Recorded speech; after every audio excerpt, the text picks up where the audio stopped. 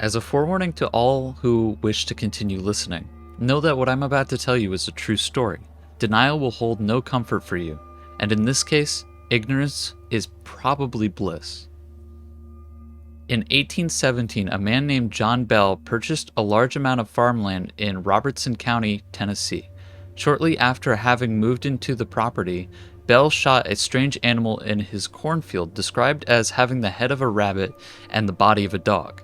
The occurrence baffled local doctors, as such a thing shouldn't even be possible.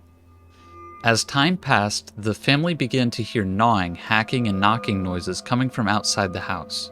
Eventually, the noises came inside with no apparent source of the sound.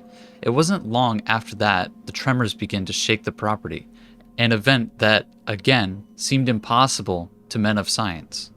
After a while, faint whispers began to haunt the family, growing ever louder each time. They haunted the Bells, and all visitors, scaring most people away before they had even reached the house. After a while, John Bell decided that he had enough. He called in a priest to try and cleanse the land.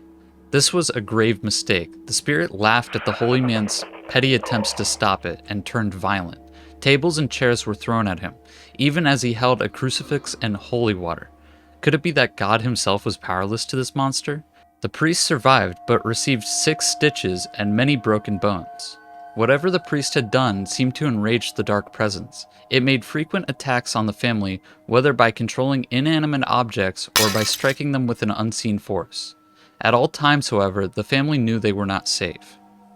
As one can imagine, words of these events traveled quickly. Many visited the farms to see if there were really voices and tremors, but left quickly upon experiencing either. One brave skeptic chose to stay the night and was welcomed to the guest room in the house. As he was falling asleep, he claimed to have felt a strange presence crawl up next to him in the bed.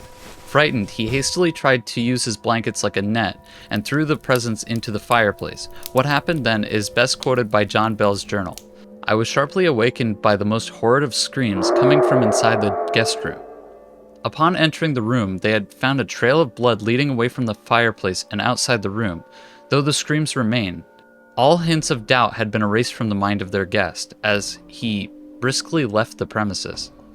As the situation grew ever more bleak, John's health began to deteriorate. He suffered from a number of severe, inexplicable ailments, from facial seizures to internal necrosis. The doctor gave him medicine to help ease the pain of his passing. One day, they found him lying dead on his bed. It seemed someone had switched out his medicine for poison, which they confirmed upon force-feeding it to the cat. Even at his funeral, the presence did not let up. It mocked the family, laughing at them and making snide remarks like, "I fixed him." Even to this day, John Bell is the only obituary classified as murder by ghost. It is said that if you go to the property today, you can still feel a dark, malicious presence, though it is significantly tamer today than it once was. So what was it about John Bell that made him the target? He was a seemingly normal man, with a seemingly normal family, yet for some reason, the presence haunted him to his death. Why did it go through so much effort just to torment and kill him? And worst of all, what's to stop it from happening again?